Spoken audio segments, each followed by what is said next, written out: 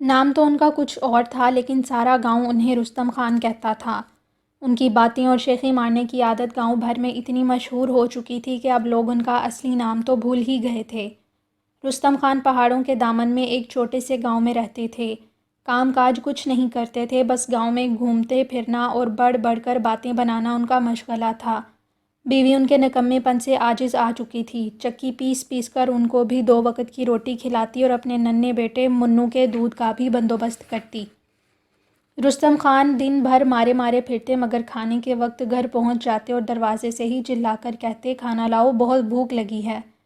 کھانا کھا کر ڈکار لیتے، مونچھوں پر تاؤ دیتے اور اپنی چھڑی اٹھا کر پھر سیر کے لیے نکل کھڑے ہوتے۔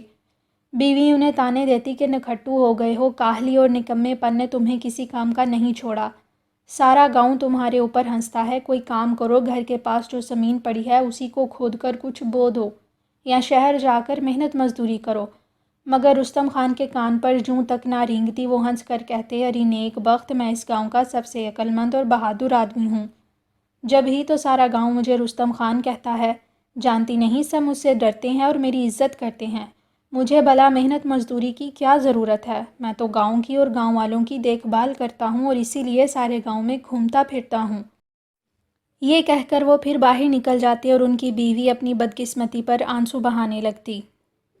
رستم خان کو ڈینگے مارنے کی عادت بچپن سے ہی تھی۔ وہ اپنے دوستوں سے شیخیاں مارتے کہ وہ بہت عقل مند اور بہادر ہیں، اور اسی شیخی کی وجہ سے اکثر مار کھاتے یا نقصان اٹھاتے، مگر ان پر کچھ اثر نہ ہوتا۔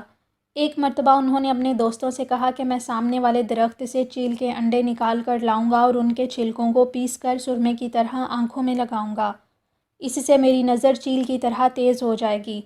گرمی کا موسم تھا، سخت دھوپ پڑ رہی تھی۔ رستم خان کا سر، جو انہوں نے 3-4 دن پہلے ہی منڈوایا تھا، دھوپ میں چمک رہا تھا۔ انہوں نے غرور سے سر اونچا کر کے ادھر ادھر دیکھا اور اپنے دوستوں سے پوچھا، تم میں ہمت ہو تو درخت پر چڑھ کر دکھاؤ۔ سب خاموش رہے۔ رستم خان مسکرائے اور بولے، گاؤں میں سب سے زیادہ بہادر لڑکا میں ہوں، یہ کام میرے سوا اور کوئی نہیں کر سکتا۔ یہ کہہ کر وہ درخت پر چڑھ گئے۔ گھونسلے کے قریب پہنچے تو اچانک چیل ان پر جھپٹی اور اپنے تیز پنجوں سے ان کی گنجی کھوپڑی پر پھول پتیاں بنا دیں۔ پھر تو رستم خان زور زور سے چیخنے لگے اور تیزی سے نیچے اترنے لگے، مگر چیل غصے میں تھی۔ اس نے ٹھونگے مار مار کر ان کی کھوپڑی لہولہان کر دی۔ ان کے دوست نیچے کھڑے کہکہے لگاتے رہے۔ گھر جا کر رستم خان کو اپنے باپ سے اور مار پڑی، لیکن دوسرے دن وہ پھر اکڑتے ہوئے گاؤں میں گھوم رہے تھے اور ہر ایک سے یہی کہہ رہے تھے کہ میں بہت بہادر ہوں، بس ذرا میرا پیر درخت پر جم نہیں سکا، ورنہ انڈوں کے ساتھ چیل کو بھی پکڑ لاتا۔ بڑے ہو کر بھی رستم خان کی یہ عادت نہ گئی تھی، وہ اب بھی اسی طرح شیخیاں مارتے تھے۔ پہاڑوں کے قریب ایک گھنا جنگل تھا۔ گاؤں میں یہ بات مشہور تھی کہ اس جنگل میں بونوں کا شہر آباد ہے۔ گاؤں کے لوگوں نے اپنے بڑے بوڑھوں سے ان بونوں کے متعلق طرح طرح کی باتیں سنی تھیں۔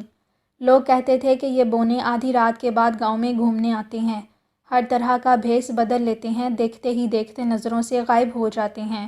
کچھ لوگ تو یہ بھی کہتے تھے کہ انہوں نے بونوں کو دیکھا ہے، اور ایسے لوگوں میں ہمارے رستم خان سب سے آگے تھے۔ وہ کہتے تھے کہ بونے ان کے دوست ہیں، اور بونوں کی ملکہ سے تو وہ اکثر ملتے رہتے ہیں۔ ملکہ ان سے ملنے آتی ہے اور کہتی ہے کہ تم گاؤں کے سب سے عقل مند اور بہادر آدمی ہو۔ لوگ ان پر ہنستے، ان کا مذاق اڑاتے، مگر رستم خان کو کسی کی پرواہ نہ تھی۔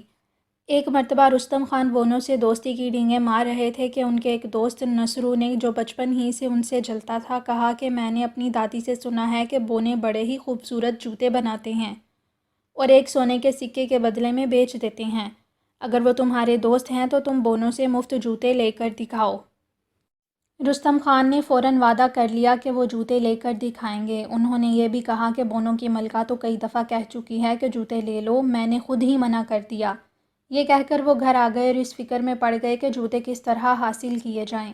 انہیں یہ تو معلوم تھا کہ اگر وہ شام کو سونے کا ایک سکہ جنگل کے پاس کٹے ہوئے درخت کے تنے پر رکھ آئیں گے تو صبح صبح ان کو جوتے وہیں رکھے ملیں گے، کیونکہ بونے جوتے اسی طرح بیچا کرتے تھے۔ لیکن مصیبت یہ تھی کہ رستم خان جیسے نکھٹو کے پاس سونے کا کیا، چاندی تک کا سکہ نہ تھا۔ رستم خان سوچتے رہے اور آخر ان کے ذہن میں ایک ترکیب آ ہی گئی۔ انہوں نے دیکھا کہ ان کی بیوی پسا ہوا آٹا لے کر گاؤں والوں کو دینے جا رہی ہے۔ انہوں نے سوچا، اب یہ آٹا پیسنے کی مزدوری لائے گی، بس میں دیکھ لوں گا کہ یہ پیسے کہاں رکھتی ہے۔ بیوی تھوڑی دیر بعد واپس آ گئی اور پیسے ایک طاق میں رکھ کر بچے کو دودھ پلانے لگی۔ دودھ پلا کر جب وہ باورچی خانے میں گئی تو رستم خان لپک کر اٹھے اور طاق میں سے پیسے اٹھا کر تیزی سے باہر نکل گئے۔ گھر سے کافی دور پہنچ کر انہوں نے اطمینان کا سانس لیا اور مٹھی کھول کر دیکھا۔ ایک چمکتا ہوا چاندی کا سکہ ان کی ہتھیلی پر رکھا ہوا تھا۔ اب انہوں نے اس کو سنہرا کرنے کی ترکیب سوچی۔ ان کے ذہن میں خیال آیا کہ اگر وہ شہر جا کر کلی کرنے والے سے سکے پر پیتل کا پالش کرا لیں تو یہ سونے کا سکہ معلوم ہوگا اور وہ انہیں اس کے بدلے جوتے دے دیں گے۔ مگر سکے پر پیتل کا پالش کرانے کے لیے پیسے کہاں سے آئیں؟ سوچتے سوچتے رستم خان اپنے ایک دوست کے کھیت کی طرف جا نکلے۔ انہیں اچانک ایک ترکیب سوجھی۔ انہوں نے اپنے دوست سے کہا کہ منو رو رہا ہے، اس کے لیے 2 گنے دے دو۔ دوست نے کہا کہ خود ہی توڑ لو۔ رستم خان بہت خوش ہوئے اور کھیت میں گھس گئے۔ انہوں نے چھانٹ چھانٹ کر موٹے موٹے 4-6 گنے توڑے اور شہر جا کر 4 آنے میں بیچ دیے۔ ان پیسوں سے انہوں نے سکے پر پیتل کا پالش کرایا اور خوش خوش گھر واپس آ گئے۔ شام کو کھانا کھا کر رستم خان گھر سے نکلے اور ٹہلتے ہوئے اس درخت کی طرف چل دیے۔ وہاں پہنچ کر انہوں نے اچھی طرح چاروں طرف دیکھا کہ کوئی دیکھ تو نہیں رہا اور پھر جیب سے سکہ نکال کر کٹے ہوئے تنے پر رکھ دیا۔ واپس لوٹتے وقت وہ بہت خوش تھے۔